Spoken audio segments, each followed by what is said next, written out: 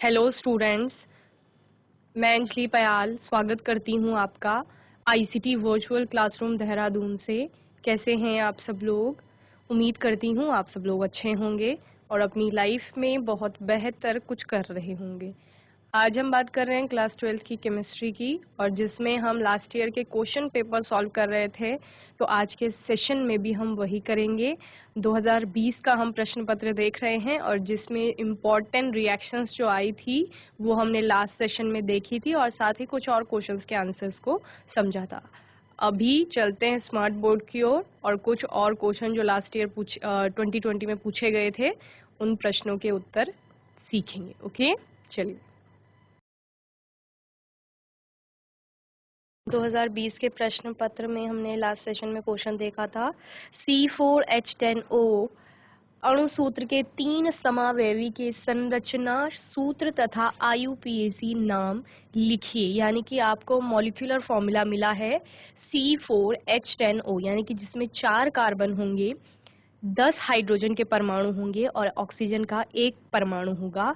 ऐसा molecular formula वाले जो कंपाउंड होंगे, ठीक है, यानी कि जिनमें 4 कार्बन के परमाणु होंगे, हाइड्रोजन के 10 परमाणु होंगे और ऑक्सीजन का 1 परमाणु होगा, उनके लिए आपने बताने हैं कि कौन कौन से कंपाउंड आप बना सकते हैं। तो 3 आपको बताने हैं। समावयवी आप समझते हैं, जिनके संरचना सूत्र समान होते हैं, यानी मॉलिक्यूलर फॉर्मूला जिनका समान होता है, लेकिन केमिकल जो प्रॉपर्टीज होंगी वो डिफरेंट हो जाएंगी और साथ ही साथ कंपाउंड अलग हो जाएगा। और उनका क्योंकि कंपाउंड अलग हो गया तो यानी कि नाम अलग हो जाएगा। ओके, तो C4H10O से हमने बताया था कि अल्कोहल भी बन सकता है और ईथर भी बन सकते हैं। तो अल्कोहल में आपने देखा था butane 1 all, 2 methyl propane 1 all, butane 2 all और 2 मिथाइल प्रोपेन 2 ऑल। तो 4 आपको अल्कोहल यहाँ पर दिख रहे हैं। ईथर्स में आपको 3 ईथर्स दिख रहे हैं, 1 methoxy propane, 2 methoxy propane and ethoxy ethane. Okay, total 7 isomers यानी कि 7 समावयवी आपको दिख रहे हैं, एक्सक्लूडिंग ऑप्टिकल आइसोमर्स। जबकि यहाँ पर प्रकाश समावयवी, जो प्रकाशिक समावयवता दिखाते हैं, ऐसे कंपाउंड नहीं दिए गए, ठीक है, उनको इंक्लूड नहीं किया गया है यहाँ पर। यहाँ पर सिर्फ आपको क्या दिख रहा है, चेन में डिफरेंस आता हुआ दिख रहा है या फिर फंक्शनल ग्रुप आपका अलग अलग पोजीशन पे जा रहा है। बस इस तरह से उन्होंने क्या बताए हैं, आइसोमर्स बताए हैं। ओके, चलिए। फिनॉल की निम्न अभिक्रियाएं लिखिए। तो फिनॉल की कौन कौन सी केमिकल प्रॉपर्टीज की बात यहाँ पर हो रही है। फर्स्ट है फिनॉल की सांद्र HNO3 से अभिक्रिया, यानी कि फिनॉल रिएक्ट करेगा कॉन्सनट्रेट HNO3 नाइट्रिक एसिड के साथ।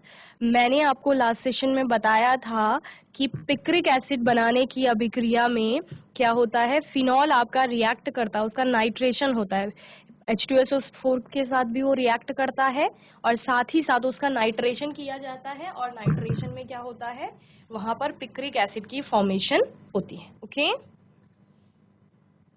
तो with concentrated nitric acid phenol is converted to 2,4,6 trinitrophenol, 2,4,6 trinitrophenol which is commonly known as picric acid, जिसका सामान्य नाम क्या है, पिक्रिक एसिड जिसको कहा जाता है। बहुत एक्सप्लोजिव होता है ये, येलो कलर के आपको फाइन क्रिस्टल्स इसके मिलते हैं जब आप इसको लेबोरेटरी में बनाते हैं। ओके, तो ये रिएक्शन हो गई, फिनॉल को कॉन्सेंट्रेटेड HNO3 से रिएक्ट करा रहे हैं, और फिनॉल में ही 3 पोजीशन पे, कौन कौन सी, सेकेंड पोजीशन, फोर्थ पोजीशन और 6th पोजीशन पे नाइट्रो ग्रुप जुड़ जाता है। इसीलिए इसे क्या कहा जा रहा है, 2,4,6 ट्राई नाइट्रोफिनॉल, यानी कि पिक्रिक एसिड। ओके, दूसरा क्या है, कॉल्बेज रिएक्शन, कॉल्बे की अभिक्रिया। कॉल्बे की अभिक्रिया क्या है, फिनॉल की अभिक्रिया है, फिनॉल का रिएक्शन NaOH से कराया जाता है तो सोडियम फिनॉक्साइड बनता है।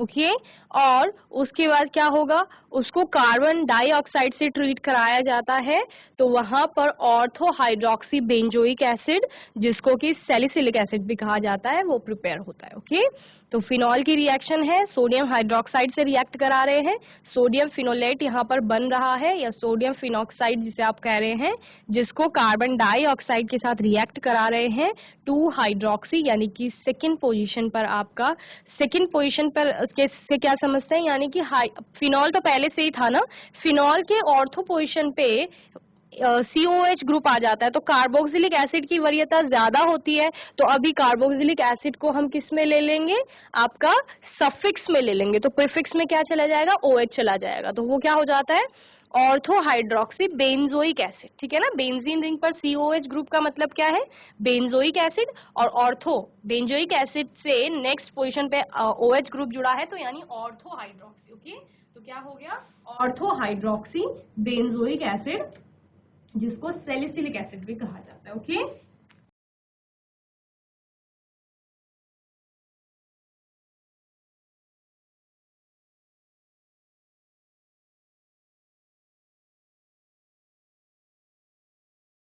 राइमर टीमन अभिक्रिया या रीमर टीमन रिएक्शन जिसे आप कहते हैं, इस अभिक्रिया में आपका सैलिसिल एल्डिहाइड फॉर्म होता है, फिनॉल की रिएक्शन है, फिनॉल की रिएक्शन क्लोरोफॉर्म के से कराई जाती है किसी बेस की प्रेजेंस में NaOH या KOH, और आपका ऑर्थो पोजीशन पर एक एल्डिहाइड ग्रुप जाता है जिसे कि सैलिसिल एल्डिहाइड फिर कहा जाता है, ओके। तो इस तरह से आपका क्या बन रहा है, सैलिसिल एल्डिहाइड बन रहा है, ओके। तो यहाँ पर फिनॉल की अभिक्रिया CHCl3 से KOH की प्रेजेंस में कराई जा रही है, सैलिसिल एल्डिहाइड फॉर्म हो रहा है, यही राइमर टीमन रिएक्शन है, ओके।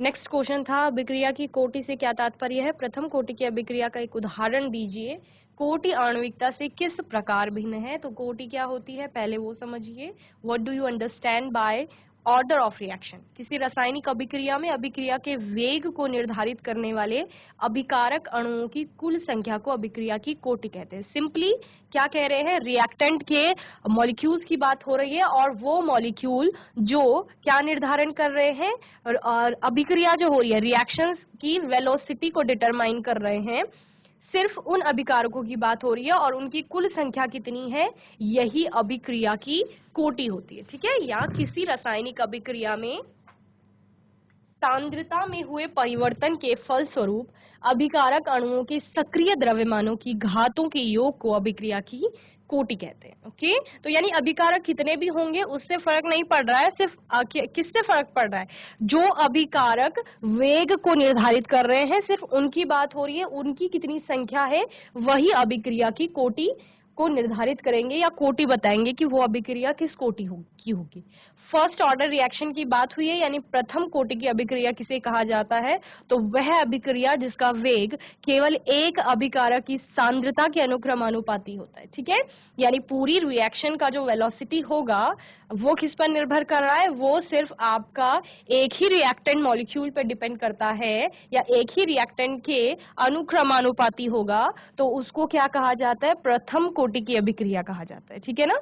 उदाहरणार्थ, निम्नलिखित अभिक्रिया में केवल शक्कर के अणुओं की सांद्रता परिवर्तित होती है, अतः यह प्रथम कोटि की अभिक्रिया है, ठीक है। तो आपको दिया हुआ है शक्कर जो है वो H2O के साथ रिएक्ट कर रही है in presence of dilute HCl और H2SO4, तो आपको ग्लूकोज और फ्रक्टोज के अलग अलग मॉलिक्यूल्स प्राप्त हो रहे हैं। तो आप क्या बोल रहे हैं, जो पूरी रिएक्शन का ऑर्डर है वो डिपेंड करता है सिर्फ एक आपके अभिकारक पे, जो कि यहाँ पर शक्कर है, सिर्फ उस पर डिपेंड कर रहा है, वही निर्धारित कर रहा है अभिक्रिया की कोटि को। तो ये अभिक्रिया क्या हो जाएगी, प्रथम कोटि की अभिक्रिया हो जाएगी, ओके। और क्या पूछा है कि आणविकता और कोटि में क्या डिफरेंस है, ठीक है। तो आणविकता और कोटि में क्या डिफरेंस है, आणविकता होती है अभिक्रिया में भाग लेने वाले टोटल अभिकारक अणुओं की संख्या, यानी टोटल कितने मॉलिक्यूल पार्टिसिपेट कर रहे हैं किसी केमिकल रिएक्शन में, वो उसकी क्या है, आणविकता है। कोटि क्या है, कोटि सिर्फ उन अभिकारकों की बात करता है जो रिएक्शन के लिए उसके वेग को निर्धारित करते हैं, ठीक है ना। तो इतना डिफरेंस है, समझ रहे हैं? यानी किसी भी अभिक्रिया में जितने मॉलिक्यूल पार्टिसिपेट कर रहे हैं वो तो उसकी आणविकता हो गया, लेकिन उन मॉलिक्यूल्स में रेट कौन कौन, आपका कोटि को कौन कौन डिटरमाइन कर रहा है, ऑर्डर ऑफ रिएक्शन किस पे डिपेंड कर रहा है, वो क्या हो जाएगा, ऑर्डर हो जाएगा, यानी कोटि जिसे आप कह रहे हैं। ठीक है। सेकंड क्या है, आणविकता का मान अभिक्रिया की कोटि के बराबर या अधिक हो सकता है, यानी आणविकता आपकी अधिक हो सकती है किसी भी अभिक्रिया के लिए, या कोटि के बराबर भी हो सकती है, लेकिन कभी भी अभिक्रिया की कोटि का मान आणविकता से अधिक नहीं हो सकता। समझ रहे हैं? क्योंकि आणविकता कितनी है, जितने मॉलिक्यूल पार्टिसिपेट कर रहे हैं किसी भी केमिकल रिएक्शन में, अब उससे ज्यादा कोटि कैसे हो सकती है, यानी आपका सिर्फ वही अभिकारक जो पार्टिसिपेट कर रहे हैं वही तो वहां पर अभिक्रिया का वेग कितना है उसको निर्धारित करेंगे। समझ रहे हैं? अगर मैं कह रही हूँ ए और बी आपस में रिएक्ट करके सी और डी बना रहे हैं, ठीक है, तो ए और बी आपका क्या है, दो अभिकारक हैं, दोनों के हमने एक एक मॉलिक्यूल लिए हैं, तो आपकी आणविकता दो हो गई, एक ए का मॉलिक्यूल है एक बी का मॉलिक्यूल है, तो दो हो गई आणविकता। तो वहीं पर अगर हम कह रहे हैं कि अभिक्रिया की कोटि सिर्फ ए पर ही डिपेंड करती है, जैसे हमने सुक्रोज का केस लिया था, इस शक्कर का केस लिया था इससे पहले, ठीक है ना, तो वहां पर सिर्फ ए पर डिपेंड कर रहा है, तो यानी कोटि तो आपकी क्या हो गई, एक हो गई, आणविकता दो हो गई। तो हमने क्या कहा, आणविकता का मान अधिक हो सकता है कोटि से, या कोटि के बराबर भी हो सकता है। ए और बी सपोज दोनों ही अभिक्रिया के वेग को निर्धारित कर रहे हैं, तो फिर दो हो जाएगी आपकी कोटि, और वहीं पर आणविकता भी दो हो जाएगी। तो आणविकता कोटि के बराबर हो सकती है, उससे अधिक हो सकती है, लेकिन कोटि तीन नहीं हो सकती है। समझ रहे हैं? क्यों?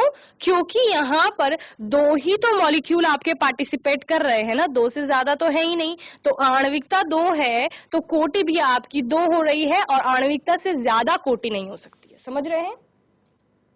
देन किसी भी अभिक्रिया की आणविकता का मान शून्य नहीं हो सकता है, जबकि अभिक्रिया की कोटि का मान शून्य हो सकता है। ठीक है, तो आणविकता जीरो नहीं हो सकती, क्योंकि किसी भी रिएक्शन को आगे कैरी फॉरवर्ड करने के लिए या प्रोसीड करने के लिए आपको एटलीस्ट एक मॉलिक्यूल तो चाहिए ही रिएक्शन को आगे बढ़ाने के लिए। ठीक है, जबकि अभिक्रिया की कोटि का मान शून्य हो सकता है, हमने जीरो ऑर्डर रिएक्शंस भी देखी हैं। ठीक है ना, वहीं पर अभिक्रिया की आणविकता की व्याख्या क्रियाविधि द्वारा करते हैं, जबकि अभिक्रिया की कोटि के मान की व्याख्या प्रयोगों द्वारा करते हैं। और पांचवा है आपका, आणविकता का मान 3 से अधिक हो सकता है, परंतु यानी कि 3 से ज्यादा मॉलिक्यूल भी किसी रिएक्शन में पार्टिसिपेट कर सकते हैं, परंतु अभिक्रिया की कोटि का मान अधिकतम 3 होता है। थर्ड ऑर्डर रिएक्शन आपने देखी है, तो 3 से अधिक कोटि का मान नहीं हो सकता है। आणविकता का मान पूर्णांक संख्या तथा धनात्मक हो सकता है, परंतु अभिक्रिया की कोटि का मान पूर्ण संख्या या भिन्नात्मक तथा ऋणात्मक हो सकता है। ओके, सक्रियण ऊर्जा के बारे में पढ़ा था कि सक्रियण ऊर्जा क्या होती है, व्हाट इज एक्टिवेशन एनर्जी, तो वो मिनिमम एनर्जी की रिक्वायरमेंट है जिससे कि कोई भी मॉलिक्यूल आपका या रिएक्टेंट एक्टिवेट हो रहा है और प्रोडक्ट फॉर्म कर रहा है। ठीक है ना, जो जिसका आपका कोई भी अभिक्रिया जिसके लिए सक्रियण ऊर्जा का मान कम होगा, वो अभिक्रिया उतनी फास्ट चलेगी। समझ रहे हैं? यानी कम ऊर्जा में ही बहुत प्रोडक्ट आपको प्राप्त हो रहा है, लेकिन जिसका सक्रियण ऊर्जा का मान बहुत अधिक होगा वो अभिक्रिया स्लो होंगी, मंद अभिक्रियाएं होंगी। क्यों? क्योंकि वहां पर बहुत ज्यादा एनर्जी दे करके वो मॉलिक्यूल एक्टिवेट हो रहे हैं। ओके,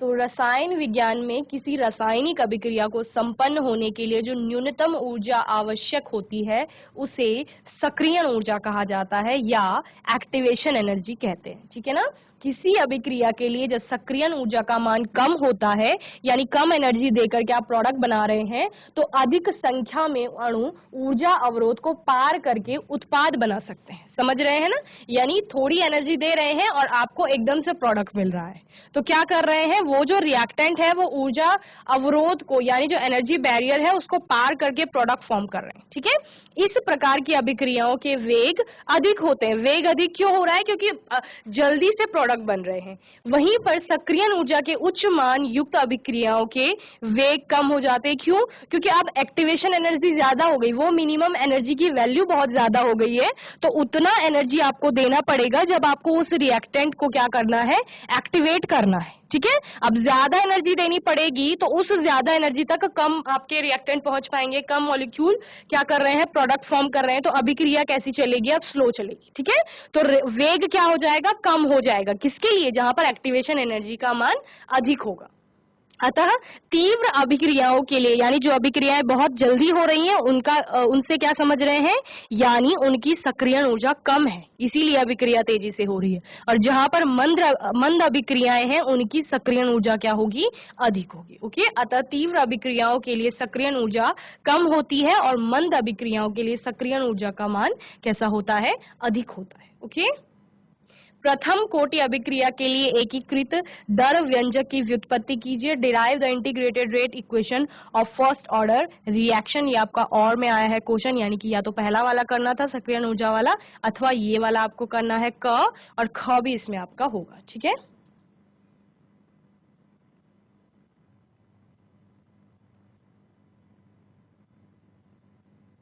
तो प्रथम कोटि अभिक्रिया हेतु वेग स्थिरांक समीकरण।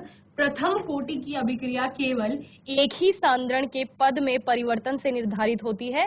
माना एक सामान्य अभिक्रिया के लिए रिएक्टेंट से प्रोडक्ट बन रहा है, आप देख रहे हैं अभिक्रिया की दर किस पे डिपेंड कर रही है, सिर्फ आर पर डिपेंड कर रही है। ठीक है, तो इस तरह से आप क्या कर लेंगे, minus D R by D T is equal to क्या हो जाएगा, के आर। ठीक है, जहां के क्या है, एक स्थिरांक है, या minus D R by R is equal to K D T हो जाएगा। ठीक है, यानी ये आर आपने इधर लेफ्ट हैंड साइड में ले लिया है और राइट हैंड साइड में आप डी टी को ले गए। ठीक है, अब क्या कर रहे हैं आप, D R by R is equal to क्या हो जाएगा, माइनस भी आपने राइट हैंड साइड में ले लिया, माइनस के डी टी हो गया। ठीक है, दोनों पक्षों का आप क्या कर रहे हैं, समाकलन करने पर आपको क्या प्राप्त होता है, यहाँ पर log E R is equal to minus K T plus I, ये आपकी इक्वेशन 1 है, जहां आई क्या है, समाकलन स्थिरांक है।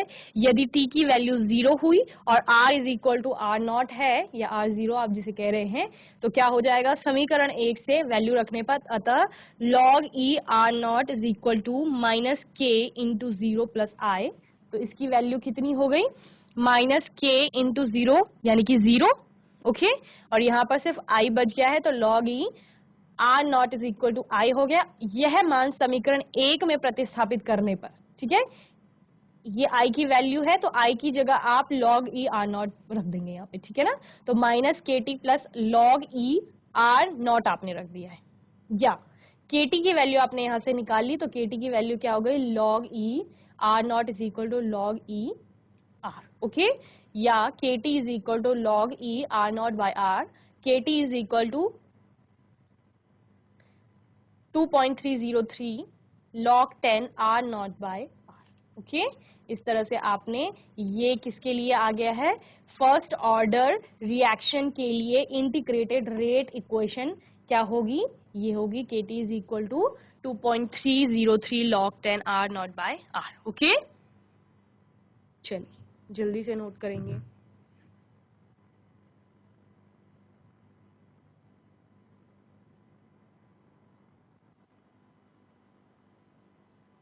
ये मैंने आपको होमवर्क में भी दिया था, तो आपने किया होगा ये क्वेश्चन।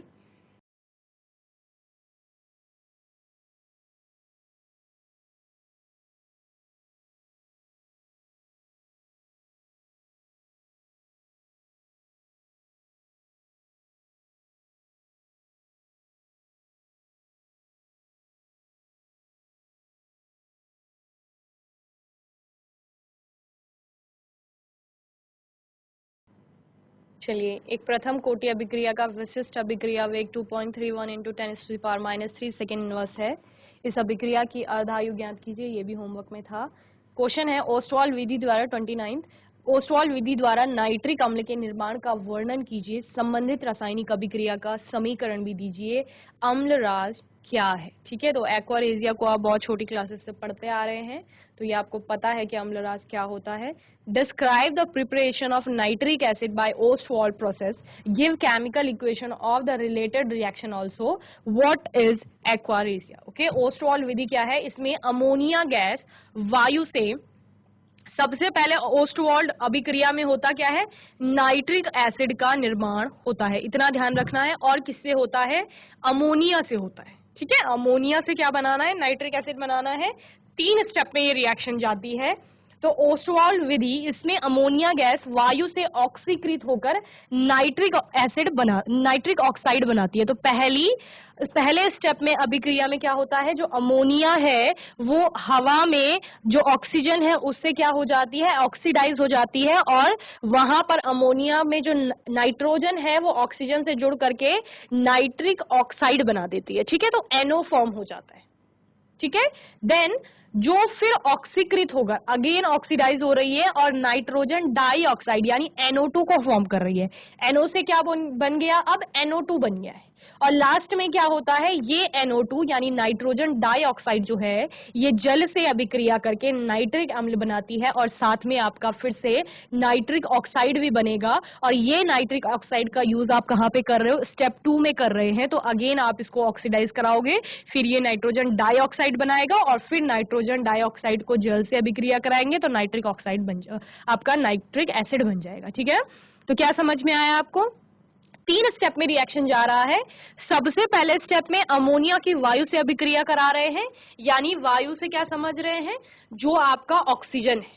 ठीक है, ऑक्सीजन से ऑक्सीडाइज होकर के आपका जो अमोनिया है वो नाइट्रिक ऑक्साइड का निर्माण कर रही है। फिर वो नाइट्रिक ऑक्साइड क्या करती है, अगेन ऑक्सीडाइज होकर के ऑक्सीजन से रिएक्शन करके नाइट्रोजन डाइऑक्साइड बनाती है। वो नाइट्रोजन डाइऑक्साइड क्या कर रही है, H2O से रिएक्ट कर रही है और नाइट्रिक एसिड यानी कि नाइट्रिक अम्ल का निर्माण कर रही है, जो कि साथ में क्या बन रहा है, नाइट्रिक ऑक्साइड भी बन रहा है। ठीक है ना, तो ये 3 रिएक्शन, क्योंकि रिएक्शन भी आपको पूछी गई है, give chemical equation of the related reaction, अभिक्रिया के लिए समीकरण भी आपको देने हैं, तो वो समीकरण ये है तीनों, जल्दी नोट करेंगे फिर आगे पढ़ेंगे।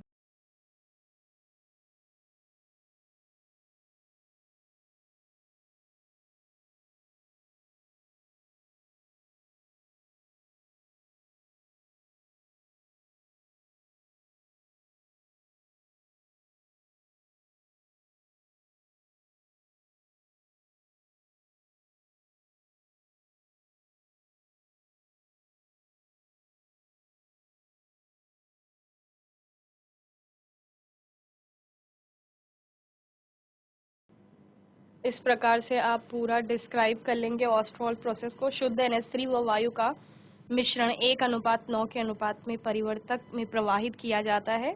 यहाँ प्लेटिनम की जाली 650 डिग्री और 800 डिग्री सेल्सियस पर गर्म रखी जाती है, जो उत्प्रेरक का कार्य करती है। यहाँ NH3 का 90% जो भाग है वो क्या हो जाएगा, ऑक्सीकृत होकर क्या बना लेगा, नाइट्रिक ऑक्साइड। तो फर्स्ट स्टेप में नाइट्रिक ऑक्साइड NO बन रहा है। अब गैसों का मिश्रण जो है वो ऑक्सीकारक स्तंभ में पहुंचाया जाता है, जहां NO ऑक्सीकृत होकर नाइट्रोजन डाइऑक्साइड देती है। NO2 अवशोषण स्तंभ में जल में अवशोषित होकर क्या बनाएगी, नाइट्रिक अम्ल बनाती है।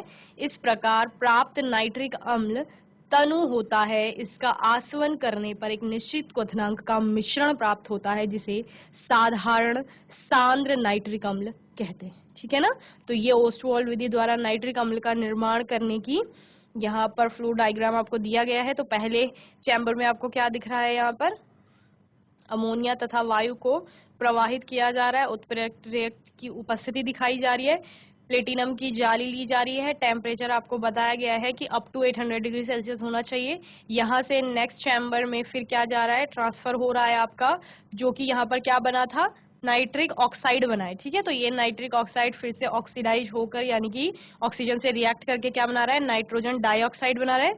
नेक्स्ट चैम्बर में जाकर क्या हो रहा है, यहाँ पर जल यानी कि पानी उसमें डाला जा रहा है, किसमें, नाइट्रोजन डाइऑक्साइड में पानी डाला जा रहा है, और पानी डालने से क्या हो रहा है, आपका नाइट्रोजन डाइऑक्साइड H2O से रिएक्ट करके HNO3 यहाँ पर बना रहा है, और यहाँ से HNO3 आपकी बाहर निकल रही है। ओके, इस तरीके से ये पूरा ओस्टवाल्ड विधि द्वारा नाइट्रिक अम्ल का निर्माण यहाँ पर बताया गया है। ओके, नोट करेंगे जल्दी, इसको बनाएंगे जल्दी से।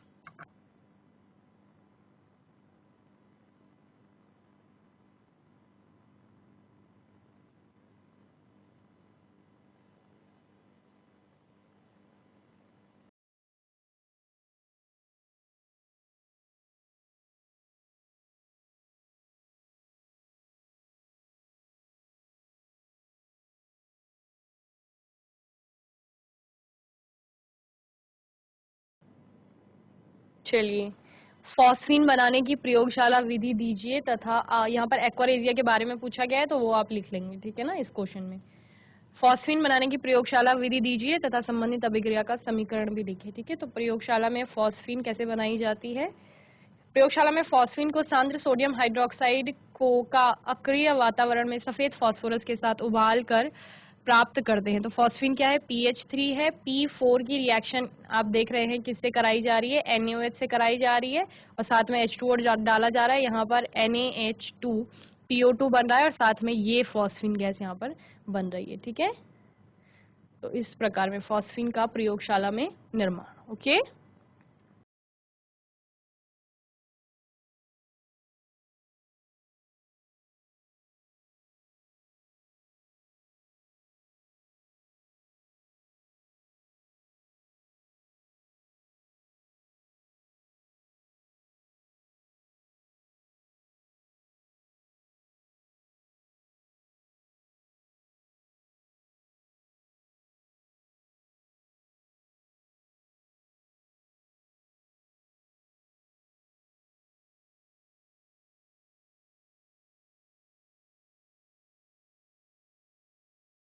आप HCl से Cl2 तथा Cl2 से HCl कैसे प्राप्त करेंगे? केवल अभिक्रियाएं दीजिए, तो खाली आपको रिएक्शंस लिखनी है। तो HCl से Cl2 बनाने के लिए MnO2 प्लस HCl से MnO2 को HCl से रिएक्ट कराया जा रहा है, तो यहाँ पर Cl2 प्राप्त हो रही है। और Cl2 से HCl कैसे प्राप्त करेंगे? तो क्लोरीन को H2 के साथ रिएक्ट करा रहे हैं हाइड्रोजन के साथ, तो 2HCl यहाँ पर फॉर्म हो रहा है, यानी HCl बन रही है, ठीक है ना।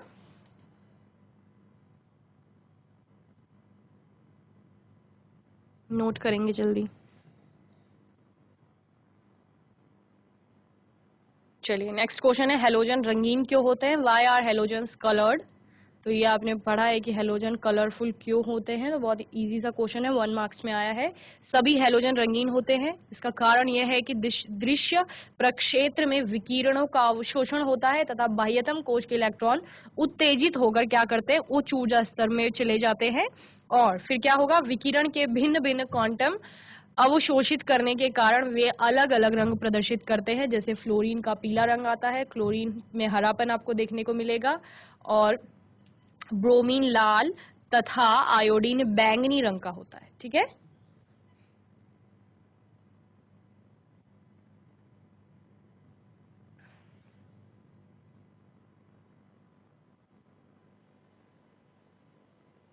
चलिए, नेक्स्ट क्वेश्चन है, जल के साथ Cl2 की अभिक्रिया लिखिए। तो Cl2 जल से अभिक्रिया करके हाइड्रोक्लोरिक अम्ल यानी कि HCl तथा हाइपोक्लोरस एसिड यानी कि HOCl बनाता है, ओके।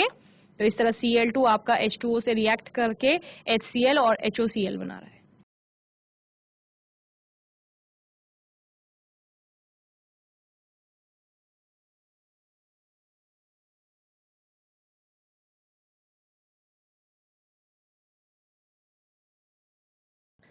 नेक्स्ट क्वेश्चन होमवर्क के लिए है,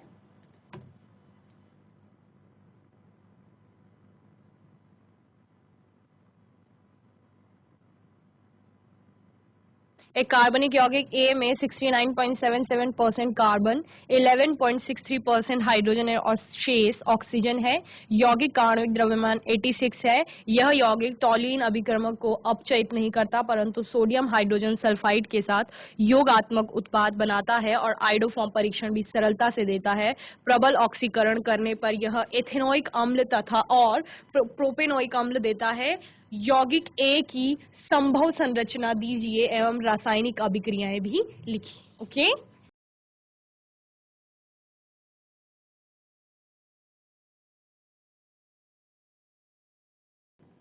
तो बच्चों, मैं उम्मीद करती हूँ आज का सेशन आपको अच्छे से समझ में आया होगा। आज के सेशन में 2020 प्रश्न पत्र के कुछ और प्रश्नों के उत्तर जाने।